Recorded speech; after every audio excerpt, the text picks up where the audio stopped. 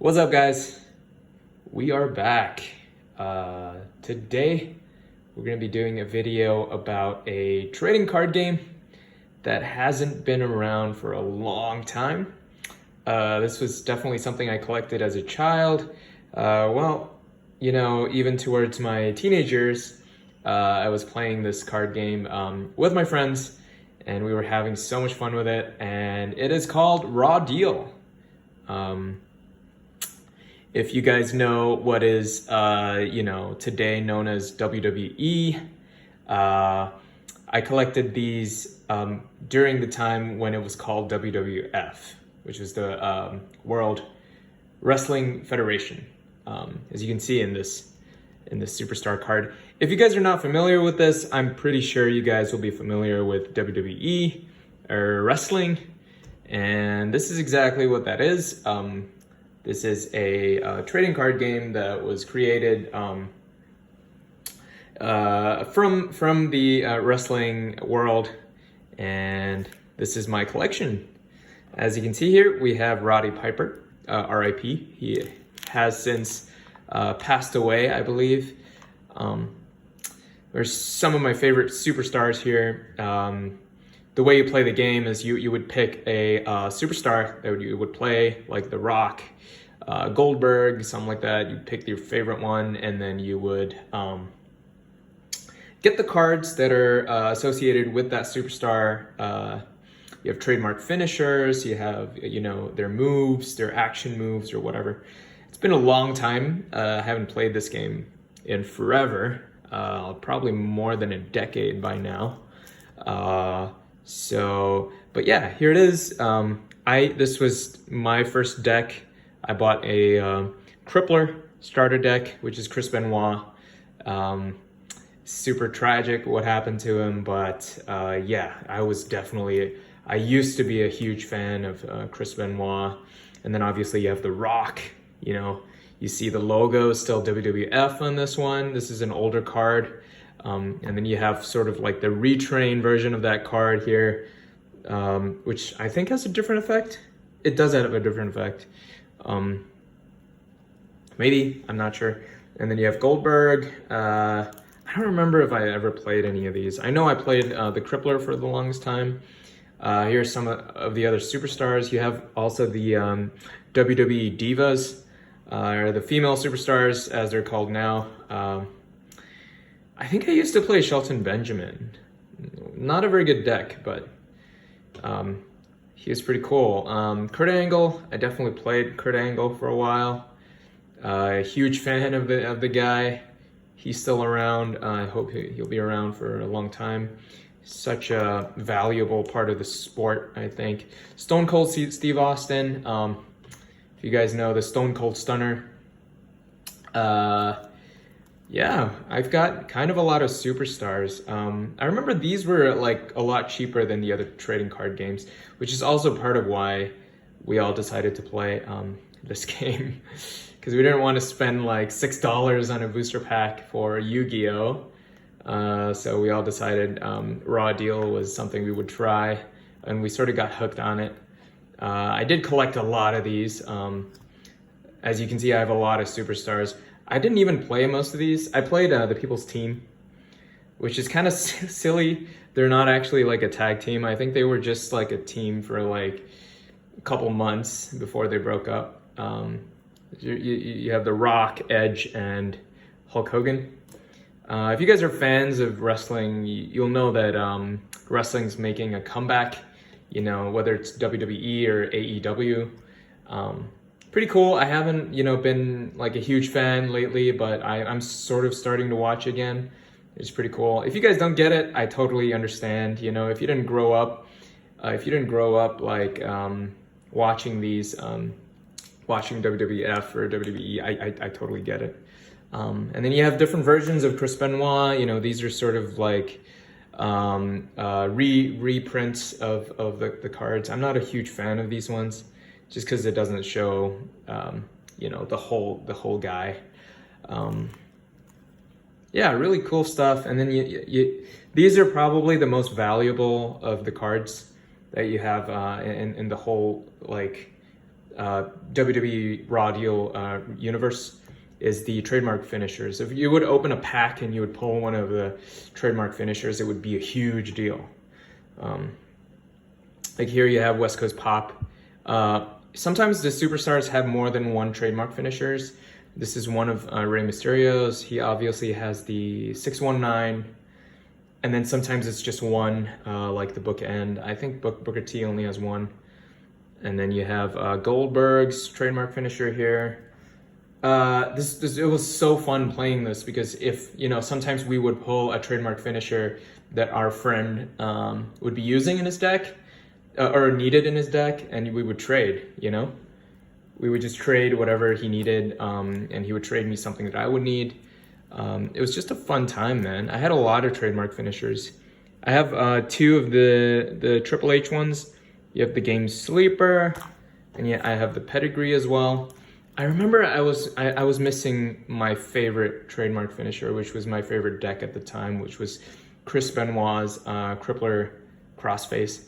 I remember when one of my friends, his name was Andrew, he pulled a Crippler Crossface, but he didn't want to trade it, just because I think I don't remember how it was, but he just didn't want to trade it to me, and I felt so sad. Yeah, and then you have these sort of other foils, Rock Bottom. I think this came with the starter deck.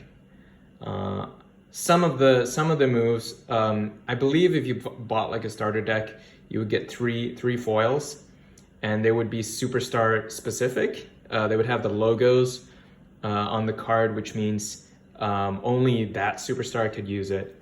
A superstar is just one of the wrestlers, the wrestling stars. If you guys are not familiar, if some of these really sort of more questionable cards here, we played these as children, so looking at like Tori Wilson and all that, it was kind of probably frowned upon by parents, but of course we didn't, we wanted to play the cool deck, so we didn't really play any of the Diva decks. I just had them. I think I did buy a couple of starter decks for like Diva starter decks. I think Tori Wilson was one of the ones that I did buy. I mean, she was hot, man. We liked her a lot. And Stacy Keibler was the other one. I remember there was a really sought after card called Diversion. I don't know if I still have it in here. And then you have also like cards that are usable for multiple superstars. Yeah, man, this was the shit back then. It's not worth a lot right now, just because, wrestling has kind of fallen off and Raw Deal has gone bust, The company that makes Raw Deal, I don't know if they just stopped making it because it wasn't so popular, or they just sort of stopped the deal with WWE and decided not to continue. So, yeah, I mean, this was really fun for a long time. For like a few, sorry, I keep shaking the camera. This was really fun for like a couple years. I think I played this for like 4 years. Another questionable card there. Yeah, we definitely didn't show these cards to our parents, Oh, I played Sable for a while. I remember so what we would do, right? We would have so many cards at some point, right? That we would play 3 different decks, right? We would have like the main superstar deck, which was like you'd have the Stone Colds, the Brock Lesnar's, the Chris Benoit's, right? That would be our main deck, but we would have 2 other decks. One would be like a tag team. So we would have like either a tag team or a group starter deck. So it'd be like, it doesn't have to be a tag team. It could be like a Evolution, which is like a group of wrestlers. That would be one category, and we would have one category for the Divas. And I remember I played Sable. I don't remember if it was any good, but I remember playing Sable. So we would have 3 decks. All of us would have 3 decks, and we would play each other. I was pretty good back then. It was like, I think it was only like 6 to 8 of us that played this game. Eventually more people played, but we had like a core group of people that played, and it was really fun. I have a lot of Kurt Angle cards. I'm pretty sure I played, you know, I didn't play Kurt Angle, but I did play Your Freaking Hero, which is just another version of, yeah. I remember these Enforcer cards too. These are just sort of bonus cards that you play in the beginning, I think. Yeah, really cool stuff, man. Any wrestling buff right now, any wrestling fan would just be super taken back. Oh, there you go. That's a really valuable card back then, Diversion. It was a card that you would get like as a promo from one of the tins, one of the I don't know what they're called. It's like a tin that you would be guaranteed a certain amount of promo cards, and they would all be foil, you know. It's also nice that there's basically only one type of rare card, which was a foil. So if you got any foil from a booster pack, either it would be like a regular foil or like a trademark. A trademark finisher would be more valuable, but any other card would just pretty much be the same value. Like a foil card would be like $5 to $10, you know, and then like a trademark finisher would be like 15 to 20. It wasn't crazy, you know, considering that you only needed one. Like you can only pack one of the trademark, one of the superstar specific cards. So it's not like Yu-Gi-Oh or Pokemon where you would need like a playset. You only need one.